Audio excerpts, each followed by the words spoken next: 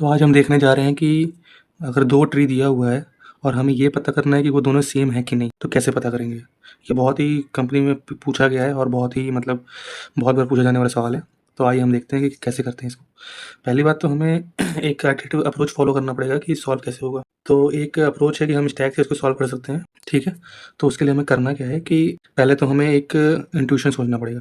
तो इंट्यूशन में हम लोग क्या सोच सकते हैं कि अगर इसका left child right child equal है तो सेम है, सीधी सी बात है। लेकिन हम चेक कैसे करेंगे? और हमें कंटिन्यूअसली करना पड़ेगा। तो पहला अप्रोच ये है कि इसका जो रूट है और इसका रूट है, इसको हम पेयर में एक स्टैक में डाल देंगे। तो यहाँ पे आ जाएगा 1, 1, ठीक।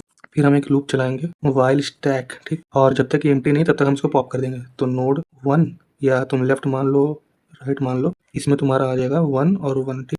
और हम चेक करेंगे कि ये दोनों वैल्यू इक्वल है कि नहीं, ठीक। अगर इक्वल है 1 इक्वल टू 1 है, ठीक। इसका वैल्यू सीधी सी बात है, इसमें इसका लेफ्ट अपेंड कर दो और इसका लेफ्ट अपेंड कर दो। तो इसमें 2, 2 आ जाएगा और इसका राइट और इसका राइट। तो 3, 3 आ जाएगा। ये हो गया। उसके बाद जब इतना हो जाए तो हम ये भी सोच सकते हैं कि अगर मान लो इसमें से कोई भी एक नोड 0 हुआ, जैसे कि ये दिया हुआ है, ये दिया हुआ है और ये दिया हुआ है, ये दिया हुआ है, पी और क्यू, तो ये भी तो हो सकता है ये नल हो। तो इसका भी हमें कंडीशन लगा देंगे एल्स।